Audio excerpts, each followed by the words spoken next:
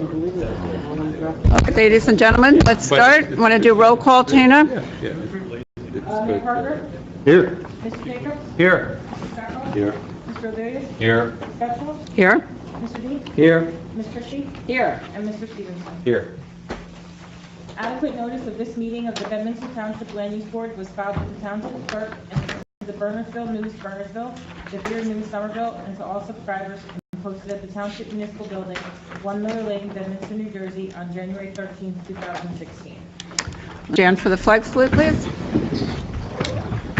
pledge allegiance to the flag of the United States of America and to the republic for which it stands, one nation, under God, indivisible, with liberty and justice for all.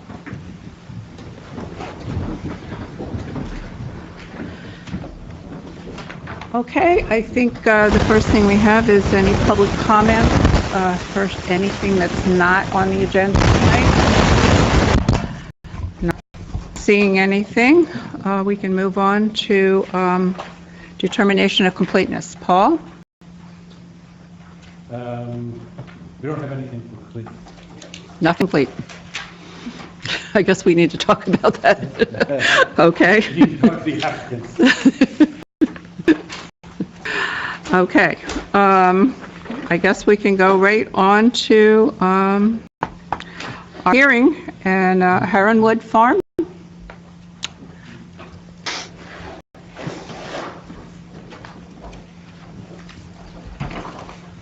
Good evening. For the record, Ronald Kennedy from Gladstone Design. And will please raise your right hand. Do you swear affirm to tell the truth, the whole truth, and nothing but the truth to help you God? I do. Please state your names and addresses. I'll start. Ronald Kennedy, Gladstone Design, 265 Main Street, Gladstone. Fellow 105 Fairview Drive, Bedminster.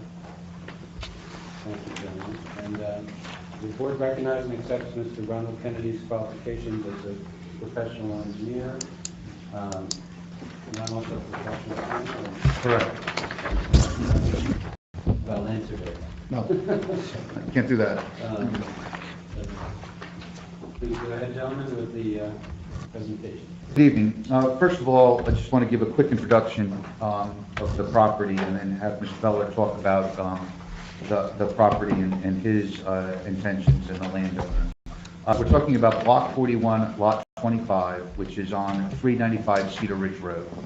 And it's an existing 21-acre parcel of land that Rachel Rosenthal owns and has been residing in for quite some time.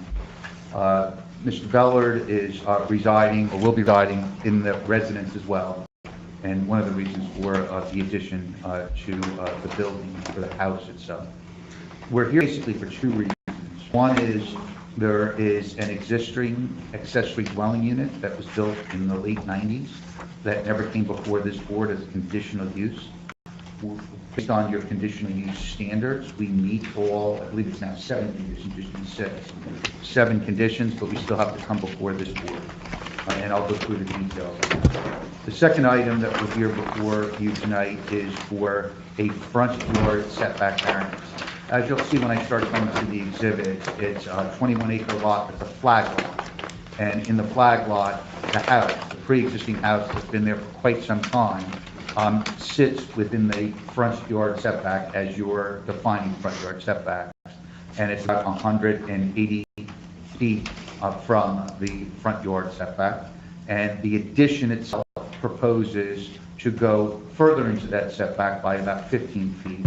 So we need a deviation from your ordinance for the front yard setback. And we'll go through the proofs and the reasons for the house expansion in that location. But those are the two things that we're actually seeking. Not adding much impervious coverage at all. We're under, I think, 1,000 square foot of new impervious coverage. There's no stormwater management that would be required. We do have approval from the Board of Health for the accessory dwelling unit and the expansion of the house. It will go from a 3-bedroom house to a 4-bedroom house.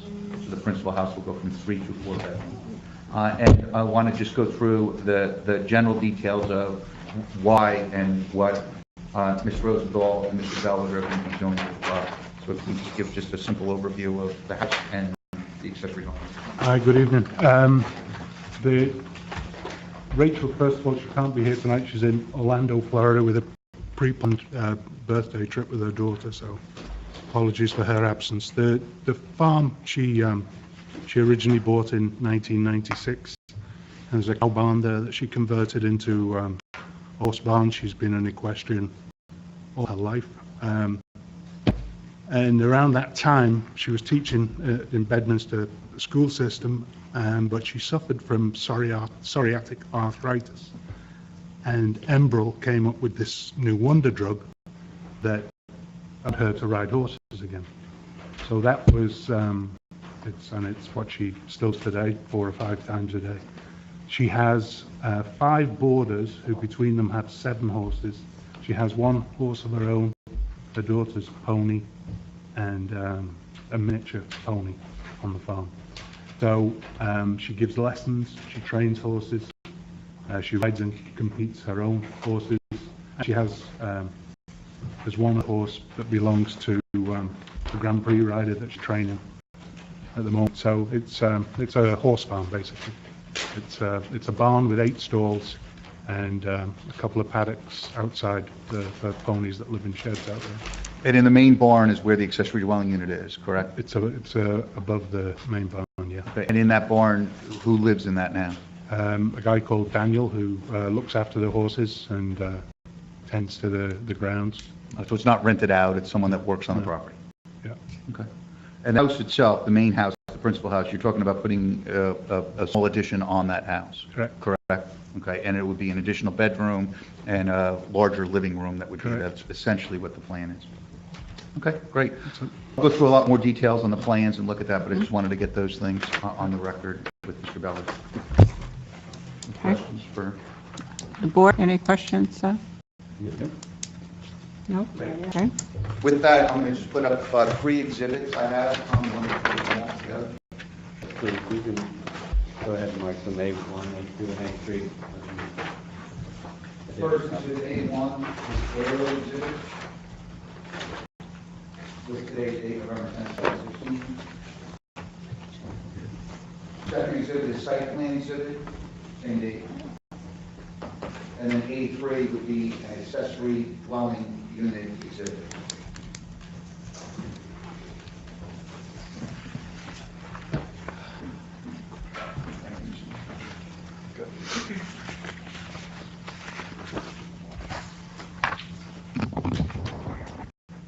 As previously stated, the property is 21 acres, and it's a flag lot. Generally, the main portion of the lot is a rectangular lot, and then has a flag that's on an angle point out to Cedar Ridge Road.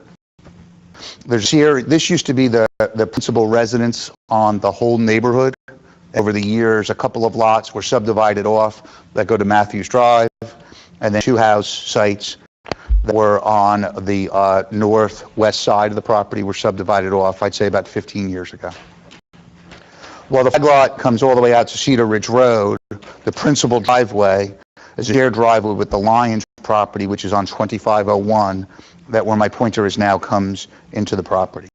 Main access, or the only access onto the property, is the driveway that comes up to here. The house itself, the principal house, is where my pointer is now. Generally in the front of the driveway, and it's about 180 feet to front yard setback. So I'm measuring here, what I'm pointing to is the actual front yard, as your ordinance would define the front yard. The house to the road is 1,350 foot away, so it's back deep on the property, or off of Cedar Ridge Road. As was described, there's generally equestrian use around the property with the barn itself, where my pointer is now. Above it is an outdoor riding arena, and you could see a series of paddocks and some small running sheds that are around the rest of the property. So the first element is the accessory dwelling unit. I'm going to go to Exhibit A2 to show a blown-up picture of that area. Accessory dwelling unit is in the main barn itself, in the equestrian barn. It's on the upper level of the equestrian barn, and it measures 1,200 square foot. And when I go through the criteria associated with an accessory dwelling unit, the is greater than 14 acres per your requirement, so we'll conform to that. As was previously stated, there's only one accessory dwelling unit on the property. There's not multiple accessory dwelling units. The size needs to be between 600 and 1,200 square foot. It's 1,200 square foot, and I have floor plans that submitted to you for review. At 14 acres minimum, it's a 21-acre site. Board of approvals required, which we do have Board of Health approval for this accessory dwelling unit, as well as going from a 3-bedroom principal house to a 4-bedroom principal house. That no rent may be charged for the unit itself. As testified to, it is a on-site support person that's there, and there's no rent charge for that. That accessory dwelling unit needs to be located 150 foot from the principal residence or in an agricultural barn that's responsible, the responsibility of the occupant of the accessory dwelling unit. In this case, it's in the barn, so we conform to that standard. And then last, the accessory dwelling unit must be the same driveway access as the principal dwelling unit. In this case, there's only one driveway into the property, and it's the same location. All 7 of those standards, the applicant will conform to your accessory dwelling unit ordinance. The next item is the house addition itself. And in this case, as I said, it's about 180 feet from the front yard property line to the actual structure itself. It's an older house that's been on that property in that neighborhood. It's relatively small footprint. We measured the footprint, it's a 1,200 square foot on the first floor, and there's about a 900 square foot on the second floor. Small 3-bedroom house, small rooms that are in there. A typical older house that you would see in an agricultural setting in Bedminster. Proposal is to add on approximately 1,200 square foot of the first floor, so it's a modest addition that's there, and it's primarily bumping out the kitchen area and then building a great room or a family room that would be off of that. Above the family room is where a master bedroom would be that's proposed. And as you can see on this exhibit A2, it's on an angle, a 45-degree angle off the main house, and trying to fit in and have the primary view shed of that house face the agricultural fields and the farming activity, and generally away from the residence that's off to the side here on the left or the northwest, and then the other closest residence that's to directly due west on the property. And just some dimensions from these residences, they're both in excess of 500 feet from the proposed house expansion to those residences. So there's some pretty big, dimensions between these two areas, that they're not right on top of one another. And again, from the rear of this residence, they basically see the front of the building. It's not like they're looking at the back of the house, the way the architecture is designed. And then from the residence, the Lyons residence that's located on lot 25.01, it's a wooded area to that residence itself, or to the existing building.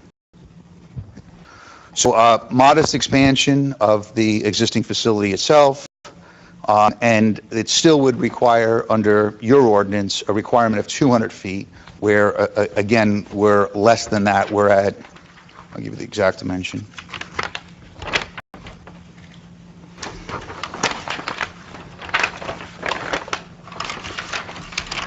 $165 feet.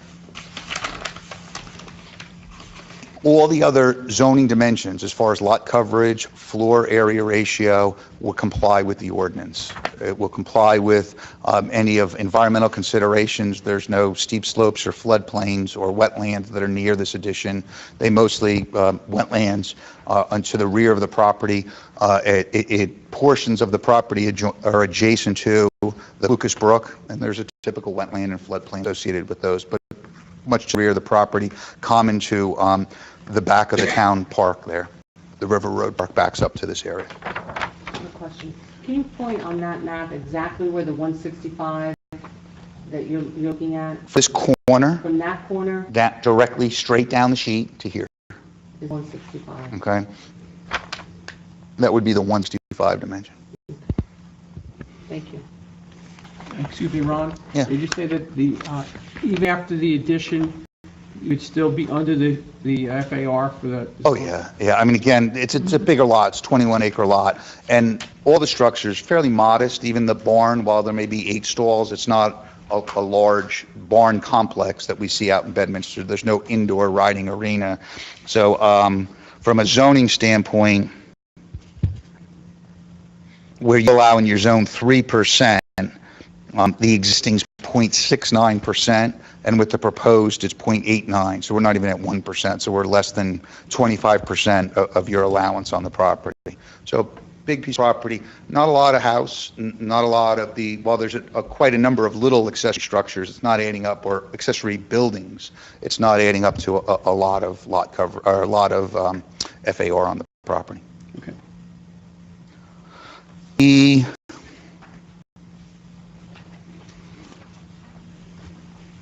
reason for putting the addition on where it is it keeps the kitchen where generally the kitchen is now.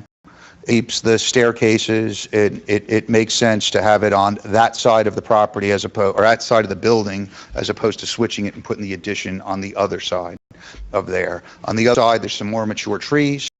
There's the whole septic system and the tanks that come out that side of the property. So by virtue of the development that's around the structure itself, the internal layout, the architectural layout wants to be in this direction, to the rear of the building and to the side of the building, the west side of the building itself.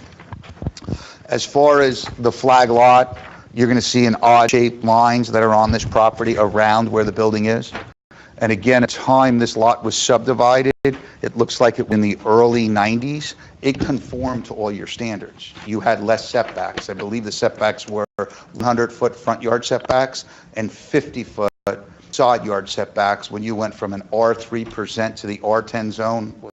4 years ago, but whenever that was done, when you switched over to the R10 zone, this lot conformed to your R10 zoning regulations at the time. Since then, you've increased your setbacks. You went to 200-foot front yard setbacks, and you went to 100-foot side yard setbacks. So at the time, this house, and when these lot lines were configured to build the house next door and the house in the front of this house, it conformed to all the setback requirements.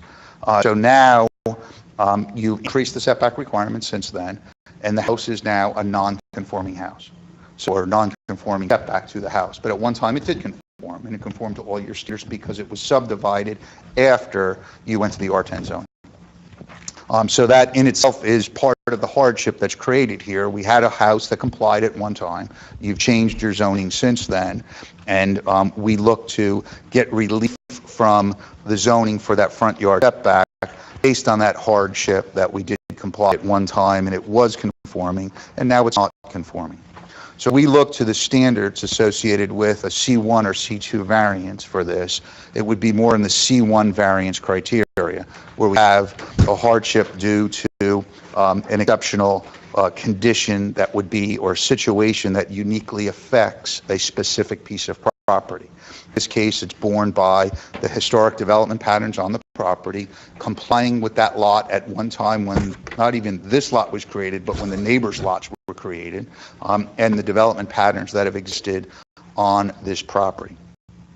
So we feel that there is a practical difficulty in complying with that. Even if we had the setback at the 185 or the 180 foot, we would still need deviations from your ordinance. So no matter what we would do, putting an addition on this house, we would need some relief from there.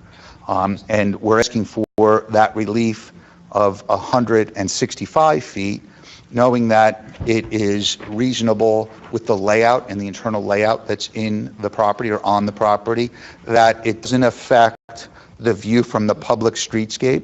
We're 1,350 foot away from the road. You will not see, you'll see the top of this house from the road. You don't see and feel the road. No one's going to know the difference whether it was 200-foot setback or 165-foot setback from Cedar Ridge Road. It will look the same. It'll feel the same. You won't feel the difference associated with that. So from the public view side of things, it wouldn't be an impact. Secondly, from both of the residents that are close, and I'm going to refer back to Exhibit A1, There are substantial distances between the lot, or the house site on lot 2507 to the existing house and the addition, and from 2501 to the house site, they're in excess of 500 foot. And there would be no, in my view, substantial impact by having that conforming to the setback versus not conforming to the setback. That 35-foot difference is imperceptible from 500 foot away from those houses. And I'll say that this is a view from the back of the house on lot 2507. You're looking at now what will be a nicer front of the house. It's not looking at the back of the house if the addition went in the other direction. So we feel that the architect fit it in a good, well location. It keeps the same setting that house, the older house on the property, and maintains that setting that's on there. We feel it doesn't impact the two surrounding neighbors that are to the closest to the actual house site itself. And clearly from the public streetscape along Cedar Ridge Road, there's really no perceptible change with this house being approved at that setback. As far as the negative impact, we just don't see a negative impact from this approval. We don't see these lots that are adjoining here being able to be subdivided. So it's not like there's a future house site or future other development that will change some of the characteristics that we're describing right now. So with that, we feel that the board can approve the relief from this deviation for 165 feet where 200 foot is required. I have two review letters, and one from Mr. Ferraro's office and one from Mr. Banish's.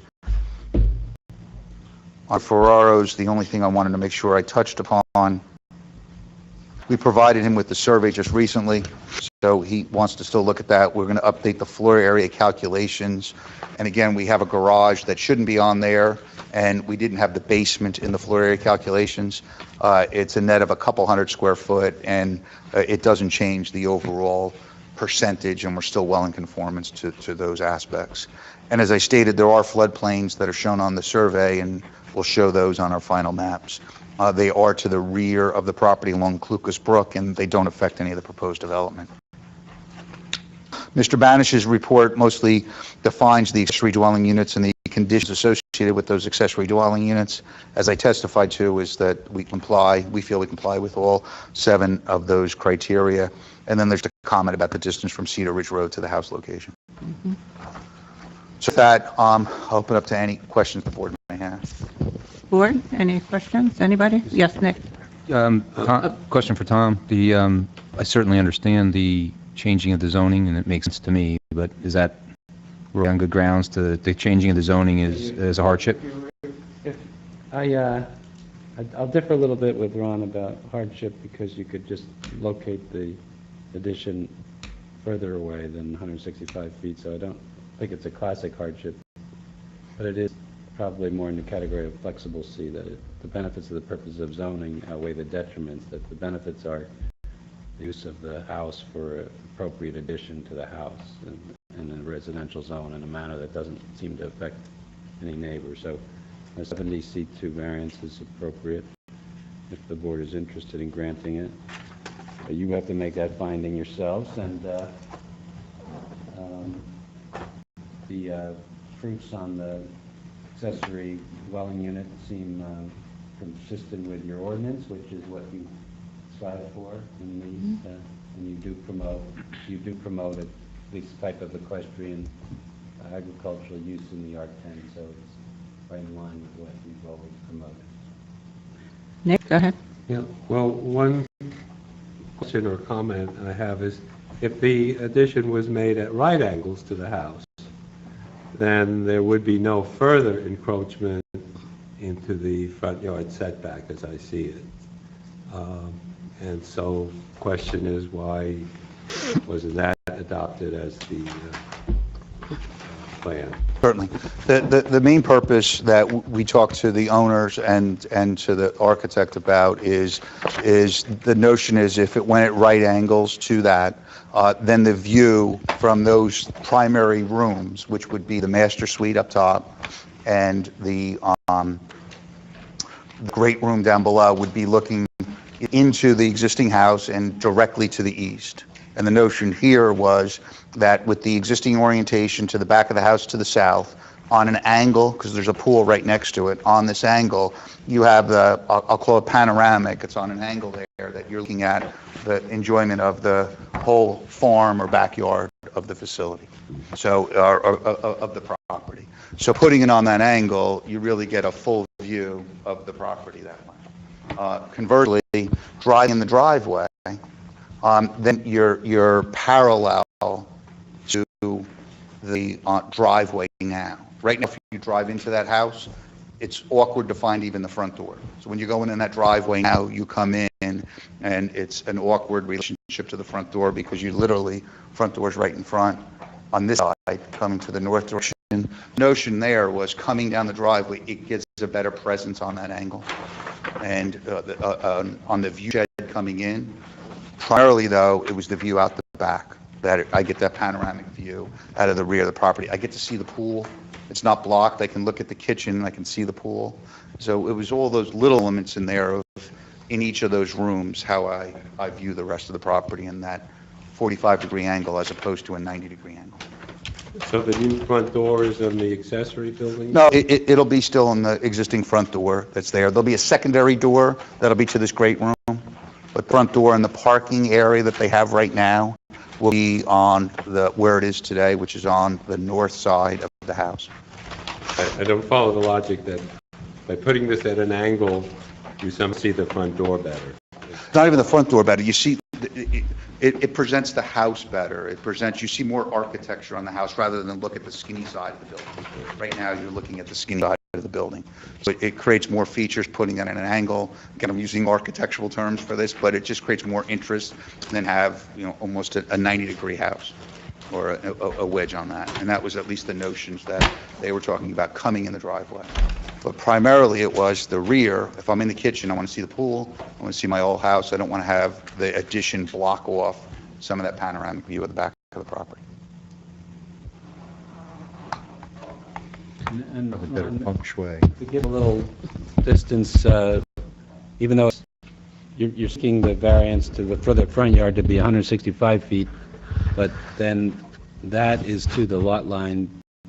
It's a lot in front of that, the lot number in front of that, 2501? 2501, and there's then 1,300 feet to Cedar Ridge Road from that lot line? Not from the line. From the house addition, Cedar Ridge Road, 1,350 feet. Okay. From the house addition to the rear, or the closest point on the house, the principal house, on 2501, it's about 500 feet. Thank you. Paul, anything further? No, Frank? I think when you're looking at a 21-acre lot like this, the reflection of the lot line that's on an angle there makes kind of a logical delineation. But if we were in a tight neighborhood where this was going to be in somebody's face, I'd be looking at, just as was said, why can't we turn it back and meet? I think in this setting, they're trying to arrange the house, and the building lawfully existing on this lot, as Ron testified, is the basis. I would defy for a C1 variance, because the way the house exists now, putting addition where they want to put it lets the facilities that are already there fit the best with the thing they're adding to it. So I do think there's kind of a unique fit to that. Now, could it be at a slightly different angle or something? Or it could, but do we need to split those hairs for a situation like this? It seems like this is a very reasonable request. Frank said C1, Tom says C2. You can find it either way, really. I mean, I would follow Tom's advice. He's the lawyer. Because hardship is very hard to win. C2 makes it easier to defend. And why did I say it's not a hardship? Because you can build the location. You can build on the other side of the house. And quite, I wrote it up both ways, and we're going to make both of those, and we only talked about the C1. In classic sense. But what Frank is thinking of is C1 for sort of unusual circumstances. If house wasn't there, it would change the whole tenor of the discussion, and that's the point of that, what we were trying to make as far as the C1 argument. We wouldn't have any rational argument to make if the house wasn't in its current location. And I think uniqueness here is the house is there, it lawfully existed, your zoning at one time, you subdivide, it allows subdivision of a larger lot into these 2 10-acre lots in the front and a 24-acre lot in the back after your R10 zone went into place. And that's what I was trying to represent with the C1 argument. Ron, can you show us exactly where the septic tank is, or the septic system? The tanks, let me go to this exhibit here. Tanks themselves are off this corner of the house here. Okay, and you can see, it's hard to see on this exhibit, but there's some really nice large trees right here. The tanks go off to here. Believe it or not, the field's way back here. Okay. Okay, so the field's farther back. So the tanks are right here, nice tree right here, and it goes back to the field. Okay, so if they were to design the addition on the opposite side of the house, they'd have to rearrange the whole septic You would. situation. Yeah, correct. And again, flow, it's a reason for the argument of the C1, but the flow inside of the house now, it wouldn't flow from the rooms in there. The kitchen would probably have to be flopped, and you'd have to do a lot more substantial internal renovations in that space now because of the flow inside the rooms to rooms to rooms on the first floor. Anything further? Look, I see no one. So, Tom?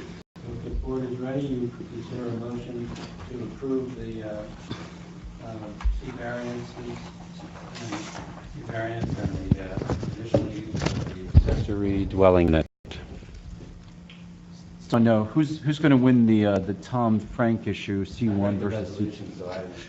I always, Arm wrestling match, or at least some... And I defend the resolution. I listen to my lawyer, I suggest you do the same thing. You don't want to defend the hardship on this, but you don't have an objection. We'll see. That's Hopefully good. we won't get one in 44 days. 45 days, okay. Do I hear a motion? I would have a motion to approve. Second. Mayor Trina? Parker? Aye. Mr. Jacobs? Aye. Mr. Sharkoff? Aye. Mr. O'Doulis? Aye. Mr. D? Aye. Ms. Christie? Aye. Mr. Stevenson? Aye. And Ms. Gretschall? Aye.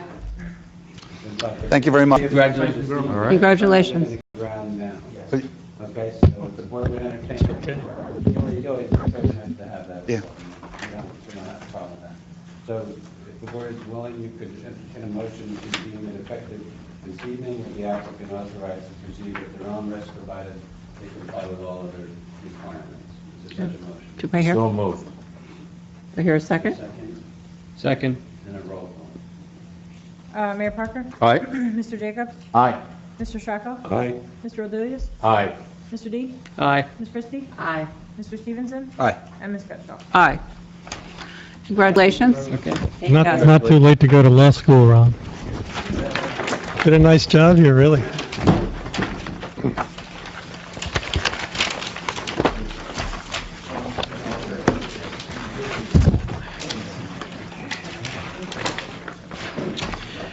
So we need to talk about our pending applications, since we don't have any. Well, we have... They have them, but they're not deemed complete. So, do we, Board member comment? yes, we'll do that in a second. What are you thinking, Paul, as far as scheduling here? We have nothing for December. At this point, we have nothing for December. I know there's a couple of relatively simple applications that are ready to drop, but they haven't dropped yet. So I don't know if it'll be on for December 2nd. I know that there will be some further discussion relative to the ordinances we were talking about. So my gut would be, don't cancel the December 2nd meeting, because that may be the one to deal with these ordinances. The chances of another application getting in and doing notice for December 1st is pretty slim. Yeah. But I think we should take advantage of a meeting that night and deal with potentially a revised ordinance. If it doesn't get done, then Okay, all right, so that's what we'll do. We'll plan to look at that on the 2nd. Okay? Any public comments? Board comments, I guess, we need? I will give you two. One Okay. is rather bittersweet, because we're going to have at least one change to this board for next year, because Mr. Stevenson's not going to be with us next year. And congratulations on his election to the Township Committee as of last Tuesday night. Yep. Thank you. So we still may have him for December if we're back. Something else I wanted to mention, some township committee news or some township committee issue. As Paul was saying, the ordinance that we discussed last time went to the township committee Monday night. The township committee took the comments and the little controversy over the one section and thought it best to send it back to the subcommittee to try to resolve those comments. If there is a substantive change, it might turn into a slight rewrite, so we will see. But perhaps members of the subcommittee might be able to stay tonight and see if we can iron it out. So I was going to say if they could meet before that, so we could I'm get it available. done on the 2nd. I'm available tonight. Yeah, I'm fine tonight. Okay, good. Mhm. Okay, good. Congratulations, Doug. Yeah, That's it. that's it. Well, I guess we're done for tonight. Well, I'm sorry. I just wanted to ask, I've been asking it sort of before everyone got together. The construction going on 202, 206 to 287 north, I think. Right. There's a ramp that used to be there that was closed some years back. Is that being reconstituted? Yes. And why? Is that Because it's a hazardous weave from 78 eastbound, 287 north, you know, especially if you're gonna get off into Pluckerman or to go up to 206, you gotta go, emerging the fast lane, you gotta get to the other lane. Right. It's a mess.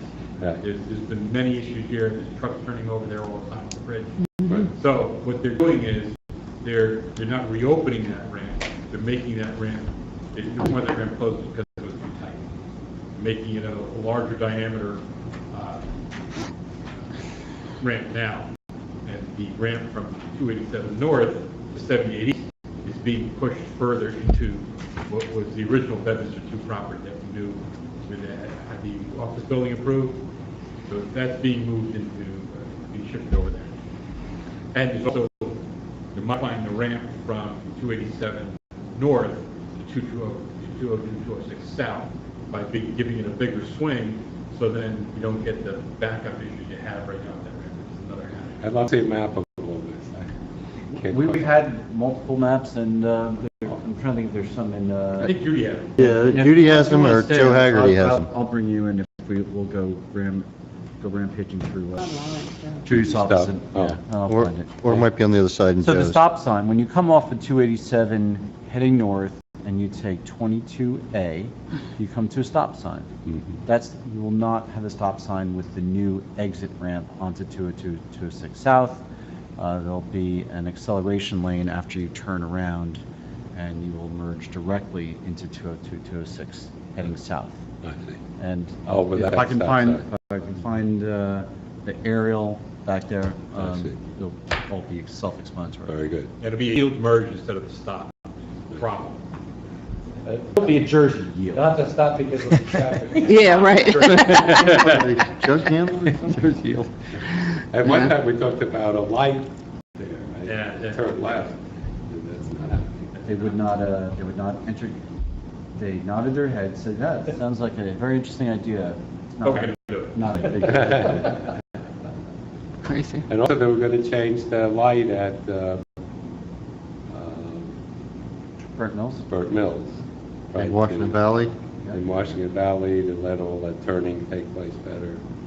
I think the most we got at that was an evaluation of the timing, and frankly, I don't know if they ever. I don't know where that ended up. They did paint or cover up their fences. Yes. I think that was about the best deal we got. Right. But it didn't really help our traffic pattern. Not at all. But, it did get a lot of compliments from folks in town. And I see you have a stop sign now on Hills Drive. The We Master do. Association has a stop sign on Hills Drive that we will enforce. Yeah.